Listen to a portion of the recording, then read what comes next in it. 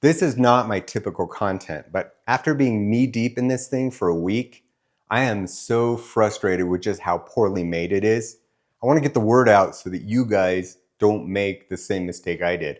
Learn from my mistakes, save yourself 500 bucks. Do not buy a Twitter branded carbon frame. This is a Twitter Gravel V1. Everything that they could screw up on this frame, they screwed up on this frame. To the point that for most people, this thing is going to end up in the trash. The first thing I noticed is that the headset bearings don't fit. The head tube is too small for the bearings.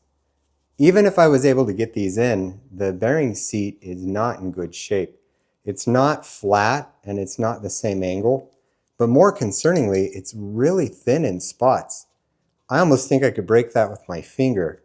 The next thing I noticed is that the hole in the bottom bracket shell, it's not round and it's undersized. This is the bottom bracket that should fit this frame. When I put it in, it does not fit. The bottom bracket is egg-shaped and it's too small in this dimension. So I'm gonna have to find a way to open this up, get it round, and get it to the right size so I can actually put a bottom bracket in this frame. When I was filming that last shot, I noticed a small crack at the edge of the bottom bracket shell. Reached up and flipped it with my thumbnail and it chipped right out. The next problem I found is really concerning. If you look at the inside of the seat tube, right next to the relief for the seat clamp, it's really thin. There's a major defect there, and it's only about half as thick as the rest of the tube.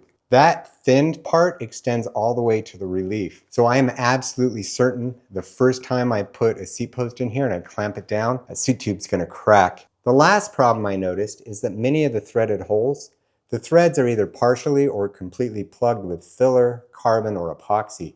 All of the problems I found with this frame, those should have been caught during a quality control step at the factory.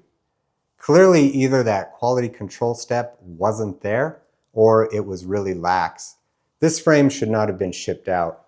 So like I said, do not buy a Twitter carbon frame. If you're looking at this and you're thinking, well, Robert, that doesn't look so bad, I want you to get up, go into your bathroom and splash cold water in your face, look in the mirror and say, do not buy a Twitter carbon frame.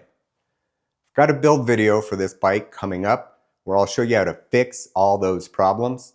I shouldn't have to do that, and you shouldn't have to do that too. So save yourself 500 bucks, buy something else, and do not buy a Twitter carbon frame.